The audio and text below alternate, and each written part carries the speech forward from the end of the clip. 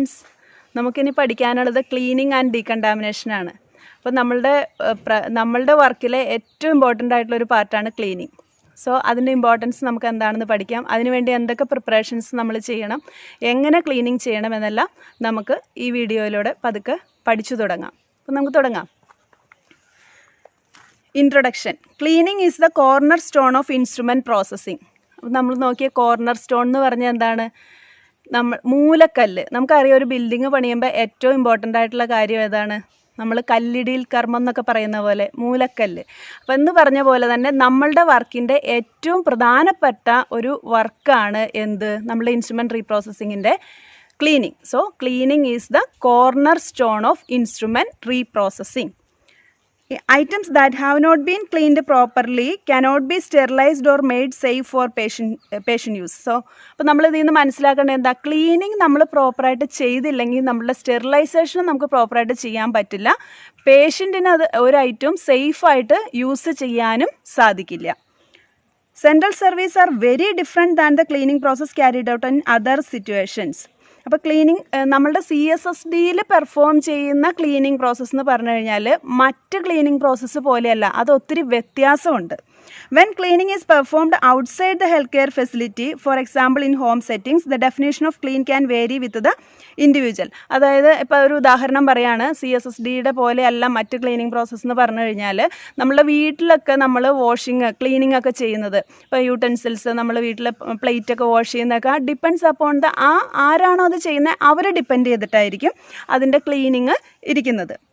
When cleaning is performed in the healthcare facility, it must be performed to the highest level and it must be performed with consistency. അപ്പം പക്ഷേ നമ്മളുടെ CSSDയിൽ നമ്മൾ cleaning ചെയ്യുമ്പോൾ എന്തായിരിക്കണം?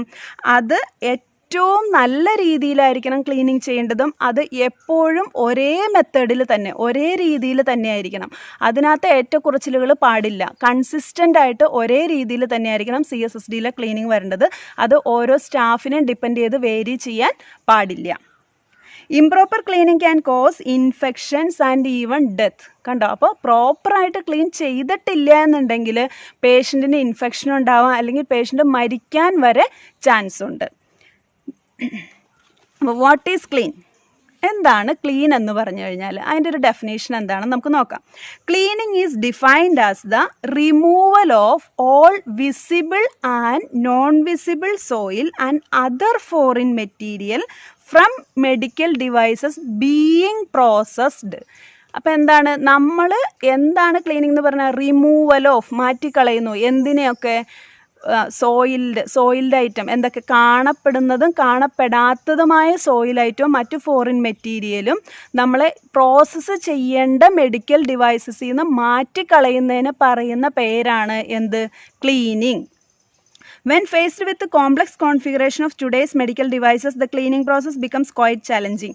ഇപ്പോൾ വന്ന് നമ്മളുടെ ഇൻസ്ട്രുമെൻറ്റ്സ് ഒക്കെ വളരെ സങ്കീർണമായിട്ടുണ്ട്, കോംപ്ലക്സ് ആയിട്ടുണ്ട്. അപ്പോൾ നമുക്ക് എന്താണ് ചലഞ്ച് വരുന്നത്? വെല്ലുവിളി എന്താണ്? ക്ലീനിങ് കൂടുതൽ നമുക്ക് ബുദ്ധിമുട്ട് ആയിട്ട് വരും. Some soil are easy to see and remove, others are not. കണ്ടോ? കുറേ നമുക്ക് സോയിൽ എന്ന് പറഞ്ഞാൽ എന്താണ്? ഡേർട്ട് ആയിട്ടുള്ളത്. ഇപ്പോൾ ബ്ലഡ് ആവാം, ടിഷ്യൂസ് ആവാം.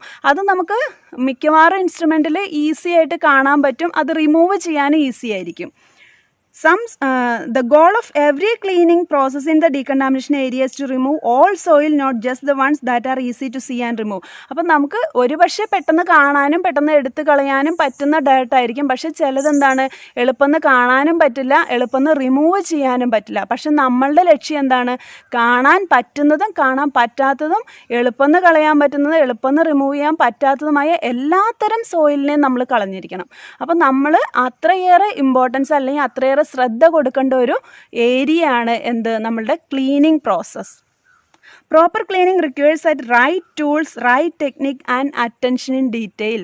എന്തൊക്കെ കാര്യങ്ങളാണ് വേണ്ടത്? പ്രോപ്പർ ക്ലീനിങ് ആണെങ്കിൽ കൃത്യമായ ടെക്നിക്ക് നമുക്കറിയണം. എങ്ങനെയാണ് ഓരോ ഇൻസ്ട്രുമെൻറ്റും എങ്ങനെയാണ് ക്ലീൻ ചെയ്യേണ്ടത്, അതിന് വേണ്ട ടൂൾ എന്തൊക്കെയാണ്, എന്തൊക്കെ ടൂൾ വെച്ചിട്ട് നമുക്ക് എന്തൊക്കെ ബ്രഷ് അല്ലെങ്കിൽ മെഷീൻ എന്തായിക്കോട്ടെ ആ ടൂൾ എന്തൊക്കെയാണ് ഓരോ ഐറ്റത്തിനും വേണ്ടത്. അതുപോലെ അറ്റൻഷൻ ഇൻ ഡീറ്റെയിൽ, കൃത്യമായ ശ്രദ്ധ, ഓരോ ആ ഇൻസ്ട്രുമെൻറ്റിൻ്റെ എല്ലാ ഏരിയയിലും കൃത്യമായ ശ്രദ്ധ നമ്മൾ കൊടുക്കാനായിട്ട് പറ്റണം. ഈ 3 കാര്യങ്ങൾ നിർബന്ധമായിട്ടും ഉണ്ടെങ്കിൽ മാത്രമേ പ്രോപ്പർ ക്ലീനിങ് പോസിബിൾ ആവുകയുള്ളൂ.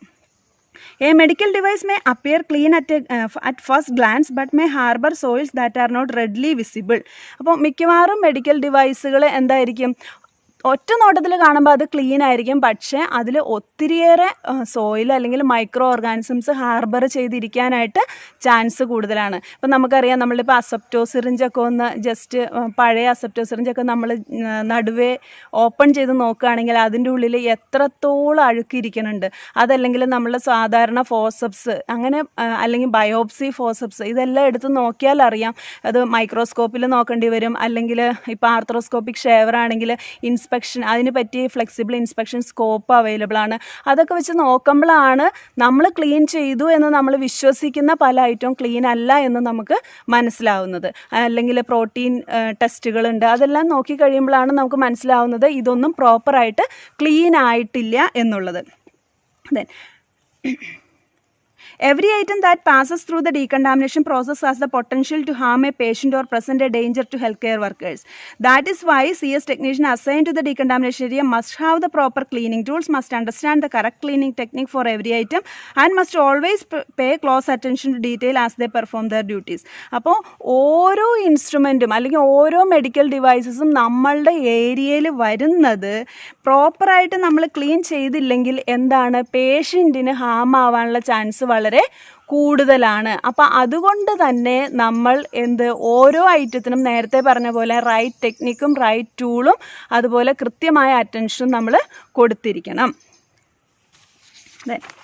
അപ്പോൾ നമ്മൾ ഇങ്ങനെ ഓരോ കാര്യങ്ങൾ ഇത്രയും ചെയ്യേണ്ടതുണ്ട് എന്നുണ്ടെങ്കിൽ നമ്മൾ എന്തൊക്കെ കാര്യങ്ങൾ ആദ്യം തന്നെ ഒരു ഡീകണ്ടാമിനേഷൻ ഏരിയ നമ്മൾ എങ്ങനെ ഡിസൈൻ ചെയ്യണം, ആ ഡീകണ്ടാമിനേഷൻ ഏരിയ പ്രോപ്പറായിട്ട് സെറ്റ് ചെയ്താൽ മാത്രമേ നമുക്ക് പ്രോപ്പറായിട്ട് വർക്ക് ചെയ്യാനായിട്ട് സാധിക്കുകയുള്ളൂ. ഫെസിലിറ്റി ഉണ്ടെങ്കിലേ പ്രോപ്പറായിട്ടുള്ള വർക്ക് ചെയ്യാൻ പറ്റുള്ളൂ, എന്നാൽ മാത്രമേ പ്രോപ്പറായിട്ടുള്ള ഔട്ട്കം കിട്ടുള്ളൂ.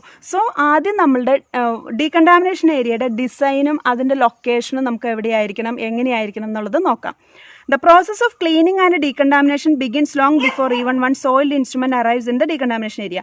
A great deal of planning and preparation goes into the design and setup of work area and the acquisition of cleaning equipment, tools and supplies. അപ്പോൾ ഒരു നമ്മൾ ഇൻസ്ട്രുമെൻറ്റുകൾ അല്ലെങ്കിൽ സർജറിയൊക്കെ സ്റ്റാർട്ട് ചെയ്യുന്നതിന് മുമ്പ് തന്നെ നമ്മൾ പ്ലാൻ ചെയ്യേണ്ട ഒരു കാര്യമാണ് പ്രോപ്പറായിട്ടൊരു washing area, decontamination area set ചെയ്യുക എന്നുള്ളത്. അപ്പോൾ അതിൻ്റെ ഡിസൈൻ എങ്ങനെയായിരിക്കണം, അതിന് എന്തൊക്കെ മെഷീനുകൾ നമുക്ക് വേണം, എന്തൊക്കെ ടൂൾസ് ബ്രഷസ് പോലത്തെ ടൂൾസ് എന്തൊക്കെ വേണം, സപ്ലൈസ് അതായത് വാഷിങ്ങിന് എന്തൊക്കെ കെമിക്കൽസ് വേണം, ഈ കാര്യങ്ങളെല്ലാം നമ്മൾ നേരത്തെ നിശ്ചയിച്ച് അതെല്ലാം നമ്മൾ നടപ്പിലാക്കിയതിന് ശേഷം മാത്രമേ നമ്മൾ സത്യം പറഞ്ഞു കഴിഞ്ഞാൽ സർജറി എല്ലാം സ്റ്റാർട്ട് ചെയ്യാൻ പാടുള്ളൂ. എന്നാൽ മാത്രമേ നമ്മൾ ചെയ്യുന്ന പ്രോസസ്സ് കംപ്ലീറ്റ് ആവുകയുള്ളൂ. CS technician assigned to the decontamination area should be aware of the process and safeguards used to facilitate the cleaning of soiled item, reduce the spread of microorganisms and ensure the safety of patients and employees. അതുപോലെ നമ്മളുടെ CSSDയിൽ നമ്മൾ ഓരോരുത്തരും അറിഞ്ഞിരിക്കണം എന്തൊക്കെ കാര്യങ്ങളാണ് ഈ cleaning പ്രോപ്പറായിട്ട് ചെയ്യാൻ വേണ്ടത്, സേഫ് ഗാർഡ്സ് എന്തൊക്കെ നമ്മൾ എടുത്തിരിക്കണം, അല്ലെങ്കിൽ നമ്മൾ ഓരോ സ്പ്രെഡ് ആവാതിരിക്കാൻ മൈക്രോ ഓർഗാനിസംസ് സ്പ്രെഡ് ആവാതിരിക്കാൻ എന്തൊക്കെ ചെയ്യണം, ഇങ്ങനത്തെ ഓരോ കാര്യങ്ങളും CSSDയിലുള്ളവർ അവെയർ ആയിരിക്കണം.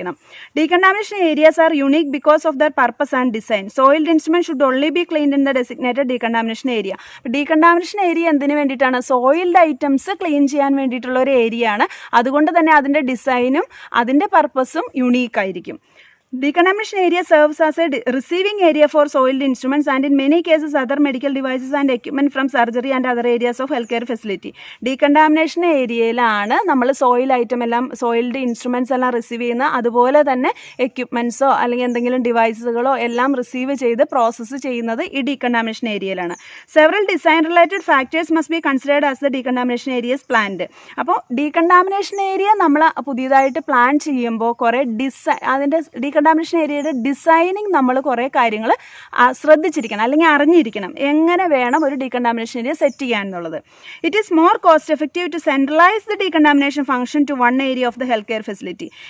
ഏറ്റവും കോസ്റ്റ് എഫക്റ്റീവായിട്ട് ഏറ്റവും നമുക്ക് ചിലവ് ചുരുങ്ങിയത് എങ്ങനെയാണ്, ഒരു ഹോസ്പിറ്റലിലെ എല്ലാ ക്ലീനിങ് പ്രോസസ്സുകളും ഇൻസ്ട്രുമെൻറ്റ് ക്ലീനിങ് പ്രോസസ്സുകളും ചെയ്യേണ്ടത് സെൻട്രലൈസ് ചെയ്തിട്ടാണെങ്കിൽ, ഒരു സ്ഥലത്ത് ആണ് എന്നുണ്ടെങ്കിൽ അത് കോസ്റ്റ് എഫക്റ്റീവായിരിക്കും.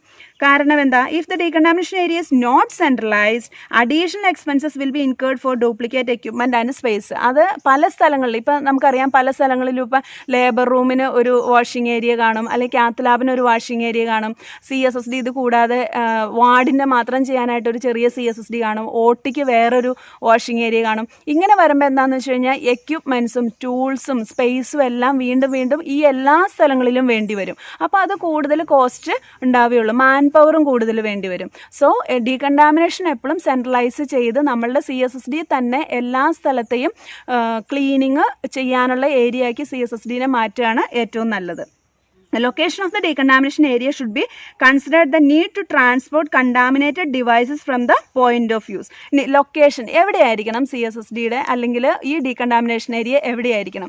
എളുപ്പം യൂസ് ചെയ്ത ഇൻസ്ട്രുമെൻറ്റ്സ് എളുപ്പം എത്തിക്കാൻ പറ്റുന്ന ഒരു സ്ഥലത്തായിരിക്കണം ഏത് CSSDയുടെ അല്ലെങ്കിൽ ഡീകണ്ടാമിനേഷൻ ഏരിയ പ്ലാൻ ചെയ്യേണ്ടത്. Proper transportation of contaminated devices is necessary to reduce the risk of cross contamination and exposure to blood borne pathogens. നമുക്കറിയാം കഴിഞ്ഞ ക്ലാസ്സിൽ നമ്മൾ പഠിച്ചതാണ് യൂസ് ചെയ്ത ഇൻസ്ട്രുമെൻറ്റ്സ് ട്രാൻസ്പോർട്ടേഷൻ ചെയ്യുമ്പോൾ എന്തൊക്കെ കാര്യങ്ങൾ ചെയ്യണം, എന്തിനാണ് അങ്ങനെ പറയുന്നതെന്നൊക്കെ. അത് തന്നെയാണ് ഇതിനകത്ത് പറയുന്നത്. ക്രോസ് കണ്ടാമിനേഷനും അതുപോലെ തന്നെ ബ്ലഡ് ബോൺ പാത്തോജൻസിൻ്റെ എക്സ്പോഷറും ഇല്ലാതിരിക്കാൻ വേണ്ടിയിട്ട് നമ്മൾ എങ്ങനെ അത് ട്രാൻസ്പോർട്ട് ചെയ്യണം എന്നുള്ളതും എങ്ങനെ ഈ ട്രാൻസ്പോർട്ട് ചെയ്ത് എങ്ങനെ CSSDയുടെ ഡീകണ്ടാമിനേഷൻ ഏരിയയിലോട്ട് എളുപ്പം എത്തിക്കാം എന്നുള്ളതും എല്ലാം ഈ CSSDയുടെ ഡീകണ്ടാമിനേഷൻ ഏരിയ അല്ലെങ്കിൽ ഒരു ഡീകണ്ടാമിനേഷൻ ഏരിയ പ്ലാൻ ചെയ്യുമ്പോൾ അത് നമ്മൾ ശ്രദ്ധിച്ചിരിക്കണം. Then, in many cases, decontamination area is located near the operating room because the majority of soiled instruments are generated there. മിക്കവാറും സ്ഥലങ്ങളിൽ ഡീകണ്ടാമിനേഷൻ ഏരിയ എവിടെയായിരിക്കും? OTയോട് ചേർന്നിട്ട് തന്നെയായിരിക്കും. കാരണം എന്താ, ഏറ്റവും കൂടുതൽ സോയിൽഡ് ഇൻസ്ട്രുമെൻറ്റ്സ് ജനറേറ്റ് ചെയ്യുന്നത് അല്ലെങ്കിൽ ഇൻസ്ട്രുമെൻറ്റ്സ് യൂസ് ചെയ്യുന്നത് OTയിലായിരിക്കും. അതുകൊണ്ട് തന്നെ സോയിൽഡ് ഇൻസ്ട്രുമെൻറ്റ്സ് കൂടുതൽ ട്രാൻസ്പോർട്ടേഷൻ OTയിൽ നിന്നായിരിക്കും വരേണ്ടത്. Floors and walls in the decontamination area should be constructed with materials that can be tolerate cleaning chemicals. എന്താണ് അപ്പോൾ നമ്മൾ ലൊക്കേഷൻ മനസ്സിലായി, എളുപ്പം എത്തിക്കാൻ പറ്റുന്ന സ്ഥലത്തായിരിക്കണം എന്നുള്ളത് നമുക്ക് മനസ്സിലായി. ഇനി എന്താണ്, അതിൻ്റെ പണിത് കഴിയുമ്പോൾ അതിൻ്റെ ഫ്ലോർ എങ്ങനെയായിരിക്കണം, വാൾ എങ്ങനെയായിരിക്കണം? ഈ ഫ്ലോറും വാളും എന്താണ്, ക്ലീനിങ് കെമിക്കൽസ് ഭയങ്കര ഹാർഷായിരിക്കും. ഈ ഹാർഷ് ക്ലീനിങ് കെമിക്കൽസിനെ ടോളറേറ്റ് ചെയ്യാൻ കപ്പാസിറ്റി ഉള്ള, കാരണം ഈ കെമിക്കൽസ് വീണിട്ട് ആ ഫ്ലോറും വാളും നശിച്ചു പോവാത്ത തരം മെറ്റീരിയൽ ഉപയോഗിച്ചിട്ട് വേണം വാഷിംഗ് ഏരിയയുടെ ഫ്ലോറും വാളും നമ്മൾ കൺസ്ട്രക്റ്റ് ചെയ്യാനായിട്ട്. Wall should not be constructed of particulate or fibre shedding materials. Wall പണിയുമ്പോഴത്തേന്, ഭിത്തിയൊക്കെ പണിയുമ്പോഴത്തേന് അതിൽ നിന്ന് പൊടി ഇങ്ങനെ വീഴുന്ന രീതിയിലുള്ള മെറ്റീരിയൽ വെച്ചിട്ട് ഒരിക്കലും CSSDയുടെ ഡീകണ്ടാമിനേഷൻ ഏരിയ നമ്മൾ കൺസ്ട്രക്റ്റ് ചെയ്യാൻ പാടില്ല. Spills and splashes are a common occurrence in the decontamination area and can create a need for frequent cleaning and disinfecting of surfaces. അതുപോലെ എന്താണ്, നമ്മളുടെ വാഷിംഗ് ഏരിയയിൽ എപ്പോഴും നമ്മളുടെ ആ വർക്കിൻ്റെ ഭാഗമായിട്ട് തന്നെ ഇഷ്ടംപോലെ ബ്ലഡോ അതുപോലെ മറ്റ് സാധനങ്ങൾ എന്ത് ചെയ്യും, സ്പില്ല് ചെയ്യും, കെമിക്കൽസ് ആയാലും, അല്ലെങ്കിൽ അത് സ്പ്ലാഷ് ചെയ്യാനുള്ള ചാൻസ് ഉണ്ട്. അപ്പോൾ അതുകൊണ്ട് ക്ലീനിങ് എളുപ്പം നടക്കണം. അങ്ങനെ ക്ലീനിങ് പെട്ടെന്ന് നടക്കാൻ പറ്റുന്ന, ആ സർഫസിൻ്റെ ക്ലീനിങ് പെട്ടെന്ന് നടത്താൻ പറ്റുന്ന തരം മെറ്റീരിയൽ ഉപയോഗിച്ചിട്ട് വേണം നമ്മളുടെ വാഷിംഗ് ഏരിയ സെറ്റ് ചെയ്യുമ്പോൾ അല്ലെങ്കിൽ ഡീകണ്ടാമിനേഷൻ ഏരിയ സെറ്റ് ചെയ്യുമ്പോൾ, കൺസ്ട്രക്റ്റ് ചെയ്യുമ്പോൾ അത് ചെയ്തിരിക്കേണ്ടത്. ദ വെന്റിലേഷൻ സിസ്റ്റം, ഇതെല്ലാം നമ്മൾ പഠിച്ചതാണ്. വെന്റിലേഷൻ സിസ്റ്റം എങ്ങനെയാണ്, ടെമ്പറേച്ചർ, ഹ്യൂമിഡിറ്റി, ഇതെല്ലാം നമ്മൾ എയർ എക്സ്ചേഞ്ച് എല്ലാം നമ്മൾ പഠിച്ചു. അവിടുത്തെ എയർ പ്രഷർ നെഗറ്റീവ് ആയിരിക്കണം. ഇതെല്ലാം നമ്മൾ കണ്ടതാണ് ഇൻഫെക്ഷൻ പ്രിവെൻഷൻ എന്ന ചാപ്റ്ററിൽ. Ventilation system should allow for no less than 10 air exchange per അവറിൽ 10 എയർ എക്സ്ചേഞ്ച് ഉണ്ടായിരിക്കണം. Then the area should be under negative pressure. അതെപ്പോഴും ശ്രദ്ധിച്ചോളണം. Washing area, decontamination area negative പ്രഷറിലായിരിക്കണം. മറ്റ് ഏരിയ വെച്ച് നോക്കുമ്പോൾ വാഷിംഗ് ഏരിയ നമ്മളുടെ നെഗറ്റീവ് പ്രഷറിലായിരിക്കണം. ടെമ്പറേച്ചർ 16 ഡിഗ്രി സെൽഷ്യസിനും 18 ഡിഗ്രി സെൽഷ്യസിനും ആയിരിക്കണം അതിൻ്റെ ഉള്ളിലെ ടെമ്പറേച്ചർ. എന്തുകൊണ്ടാണ് ടെമ്പറേച്ചർ കുറച്ച് വെക്കണമെന്ന് പറയുന്നത്, ഈ ടെമ്പറേച്ചർ നിലനിർത്തണമെന്ന്? The low temperature is needed because CS technician working in the decontamination area must wear fluid resistant attire that when worn for extended period of time can become uncomfortable comfortable and hot. ഒന്നാമത്തെ കാര്യം, washing ഏരിയയിൽ നിൽക്കുന്നവരുടെ PPE നമ്മൾ പഠിച്ചു. Fluid resistant ഗൗണാണ്. So അത് കുറേ നേരം നമ്മൾ ഇട്ട് നിൽക്കുകയാണ്. ആ ഷിഫ്റ്റിൽ മൊത്തം നമ്മൾ ആ ഫ്ലൂയിഡ് റെസിസ്റ്റൻറ്റ് ഗൗണൊക്കെ ഇട്ട് ഫുൾ PPEയിൽ നിൽക്കുമ്പോൾ തന്നെ നമ്മൾ പെട്ടെന്ന് ചൂടെടുക്കും, നമ്മൾ അൺകംഫർട്ട് ആവും. അപ്പോൾ ടെമ്പറേച്ചർ സ്വതവേ കുറച്ചും കൂടെ 16 ഡിഗ്രി ടു 18 ഡിഗ്രി സെൽഷ്യസ് ആണെങ്കിൽ സ്റ്റാഫിന് കുറച്ചും കൂടെ ആ ഒരു അൺകംഫർട്ട് ഫീൽ ചെയ്യില്ല. ഇനി രണ്ടാമത്തെ കാര്യം എന്താണ്? ഒന്നാമത്തെ കാര്യം നമ്മൾ പഠിച്ചു. രണ്ടാമത്തെ കാര്യം, a low temperature also helps inhibit the growth of micro organism. കണ്ടോ, നമ്മൾ വീട്ടിലൊക്കെ ഫ്രിഡ്ജിൽ സാധനങ്ങൾ വെക്കുന്നത് എന്തിനാ? ബാക്ടീരിയ ഒക്കെ അതിനകത്ത് വളർന്ന ഐറ്റം കേടാവാതിരിക്കാൻ വേണ്ടിയിട്ടാണ്. എന്ന് പറഞ്ഞ പോലെ നമ്മളുടെ വാഷിംഗ് ഏരിയ ഈ പറയുന്ന ടെമ്പറേച്ചറിലാണെങ്കിൽ അവിടെ ഈ പാത്തോജൻസ് വളരാനുള്ള ചാൻസ് കുറഞ്ഞു കിട്ടും. അപ്പോൾ ഈ രണ്ട് കാരണങ്ങൾ കൊണ്ട് എപ്പോഴും വാഷിംഗ് ഏരിയയിലെ temperature 16 degree celsius to 18 degree celsius ആയിരിക്കണം.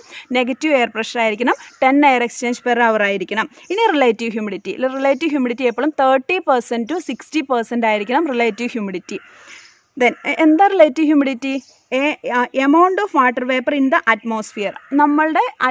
നമ്മുടെ അന്തരീക്ഷത്തിൽ എത്രത്തോളം വാട്ടർ വേപ്പറൈസ്ഡ് ഫോമിലുണ്ടോ അതിനെയാണ് നമ്മൾ റിലേറ്റീവ് ഹ്യൂമിഡിറ്റി എന്ന് പറയുന്നത്. അതിൻ്റെ പെർസെൻറ്റേജിനെയാണ് നമ്മൾ റിലേറ്റീവ് ഹ്യൂമിഡിറ്റി എന്ന് പറയുന്നത്. ഈ വാട്ടർ വേപ്പർ തിരിച്ച് കണ്ടൻസ് ആവാത്ത രീതിയിൽ, തിരിച്ച് വെള്ളത്തിൻ്റെ ഫോമിൽ ആവാത്ത രീതിയിൽ എത്രത്തോളം വാട്ടർ വേപ്പർ നമ്മളുടെ അന്തരീക്ഷത്തിൽ തങ്ങി നിൽക്കുന്നുണ്ടോ അതിനെയാണ് റിലേറ്റീവ് ഹ്യൂമിഡിറ്റി എന്ന് പറയുന്നത്. അത് നമ്മളുടെ വാഷിംഗ് ഏരിയയിൽ എത്രയാണ് വേണ്ടത്?